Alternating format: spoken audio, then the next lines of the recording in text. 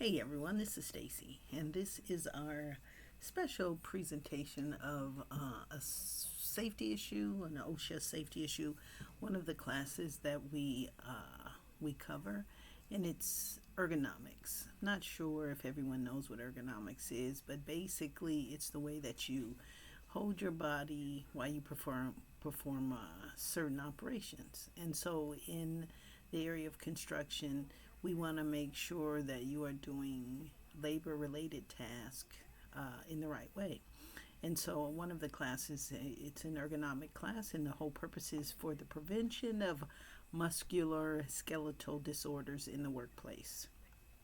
And so the impact of MSDs in the workplace, we talk about that and the process for protecting workers. So examples of the disorders would be everyone's heard of Carpel Tunnel Syndrome, tendonitis, rotator cuff, whatever that is, trigger finger. I hope you don't have that. And muscle strains. And so part of the OSHA training basically is what your employer should be aware of is that they need to provide this training. It should involve management, also involve the workers. Like years ago when I was a claims adjuster, we'd have an ergo review, meaning they'd have us sit down at the desk and see, how far we had to reach for things, to avoid carpal tunnel, or the desk needs to be adjusted, or the chair needs to be adjusted, or a better chair, that kind of thing. That's all you really do when you're sitting down all day. But when you're a construction worker, right, you're moving material, you're climbing ladders, you're doing all that kind of stuff. And so it is the job of the employer to make sure that they provide training. So let's go to some of the OSHA training initiatives. There is, you have to learn the principles of ergo and the applications. You have to learn about the proper use of the equipment and tools and the machine controls. Use good work practices. Become more aware of the work tasks so you don't injure yourself, basically. So it's all part of the training that they're supposed to provide, and also help you identify when you may have an injury, and also to report those injuries. And so that is part of the ergo. Provide training, identify the problems. An important step in the ergonomic process is to identify and assess ergonomic problems in the workplace before they result in the injury. Encourage reporting, meaning, let them know that this is going on a day-to-day basis, and then implement solutions for the control of hazards. So this is very important. There are, in terms of OSHA, there are ways to try to control hazards, and regardless of what you do, they really involve the same three things.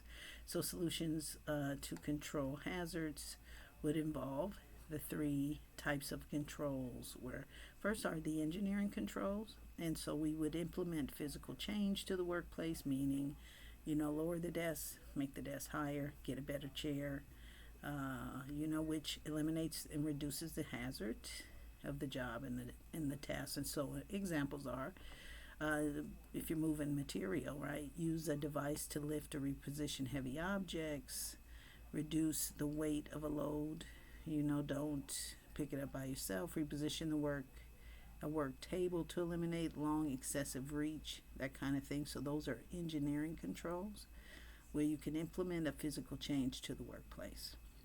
Then there are administrative controls and work practice controls, where we establish efficient practices and processes and procedures.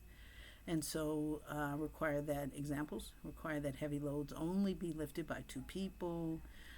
So the admin at the company are, making these rules or whatever to make things easy. And then, of course, the very last is the PPE, the use of personal protective equipment to reduce exposure to ergonomics and related risk factors, using padding to reduce direct contact with sharp objects, vibrating surfaces, wear lifting thermal gloves, that kind of thing. So again, this is a class that you'd have to be, of course it's more detailed, but this kind of gives you the basics of what ergo is, some of the examples of some of the injuries that would result.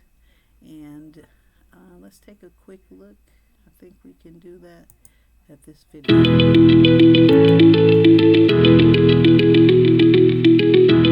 Hi, my name is Sean Jones II, and I'm a safety intern here at ASC. Today I will be taking you through a short video on workplace ergonomics. But before we get started, let's talk about what ergonomics means. What is ergonomics? Ergonomics is defined as the science of fitting a workplace to the worker's needs.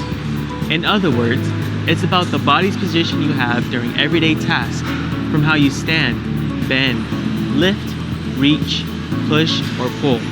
The goal is to increase efficiency and productivity while decreasing discomfort. And over the long term, practicing good ergonomics reduces the risk of serious tissue injuries.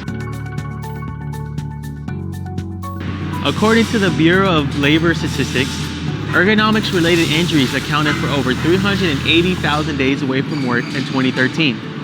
1 out of every 3 cases were because of an ergonomics issue. More specifically, these injuries related to our back, which was 79% of work environment injuries for the 25 to 64 age group.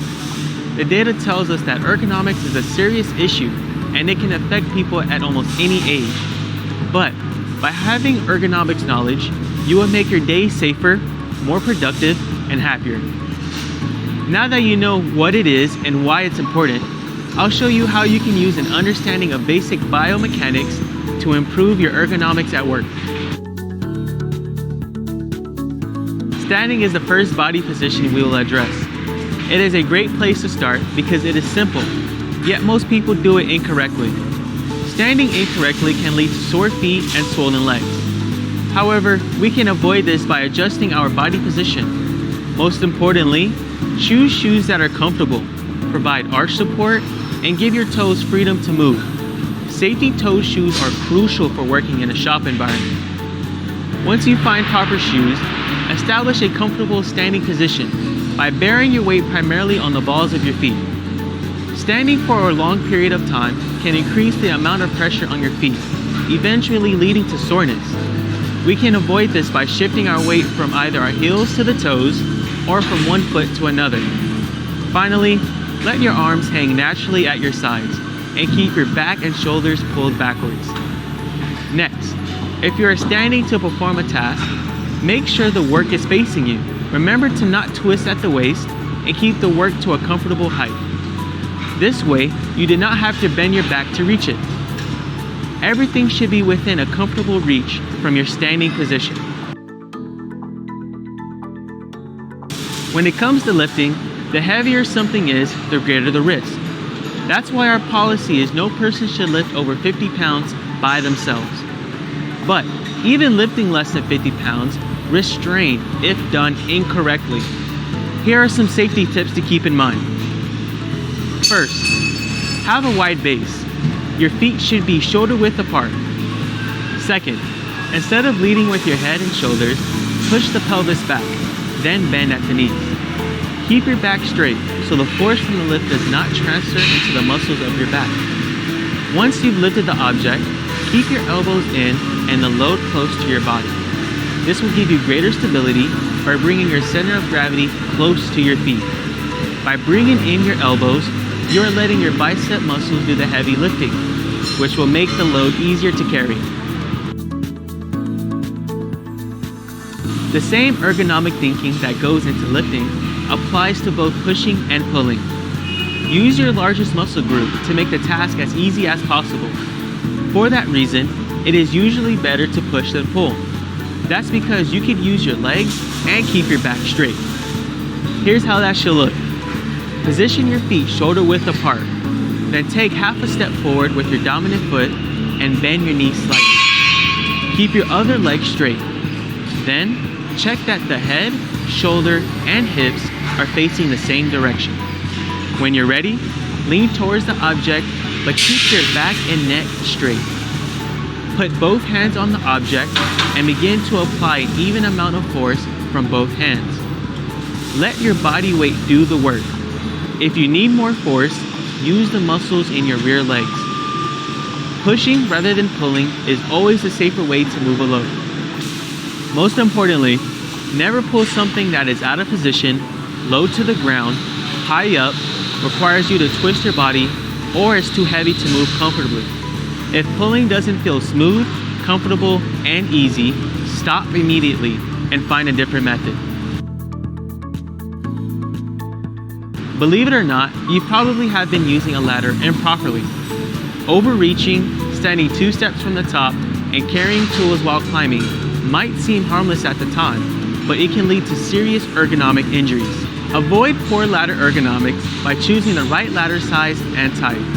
For example, if you're tempted to stand on the top steps of a ladder to do your task, get a taller ladder.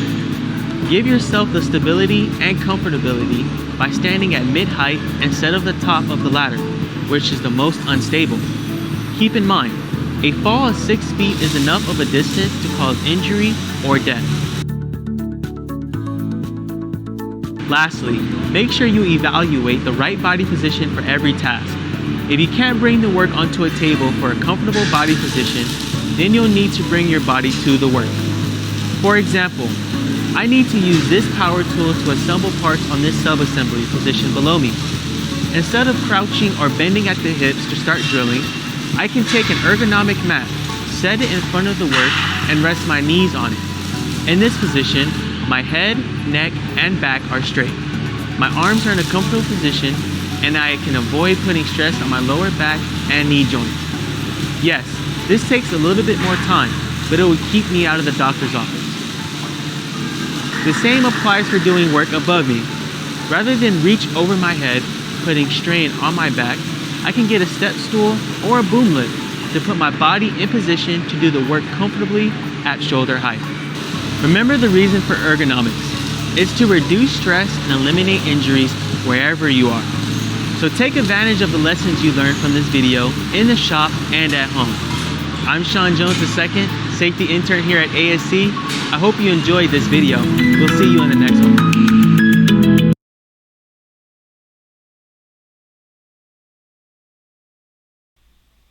All right, so ergonomics keeps you safe. Keep that in mind even when you are at home. The proper positioning of your body to keep you safe, especially because there's nobody that physically works harder than a construction worker. Maybe, some type of construction, whether it's digging a ditch or whatever. But it's important that you pay attention to how you move your body, how you position your body, and OSHA has a class to help you. So if you have any questions at all, please don't hesitate to send us an email at education@sfjohnsonconsulting. Let's move that over a little bit. This screen's everywhere. At sfjohnsonconsulting.com. And this is Stacy. Let us know what you think, and please join us the next time. So as you can see, we try to give you a range of whether it's construction estimating, takeoff, safety, project management. We have a series now we're going to start on if you're going to get the license, all of the individual courses and teaching you individually. So we're going to start with business and law. It'll be coming up here pretty soon, but as you can see, we're trying to be a very reliable source for contractors no matter what your field is and no matter what you need in that area. So we want to think of ourselves like a nice, good TV station. We're going to have about 4 or 5 specials for you every day, and we hope you enjoy them. So give us your thoughts. Make sure you tell your friends to join, and we will see you next time.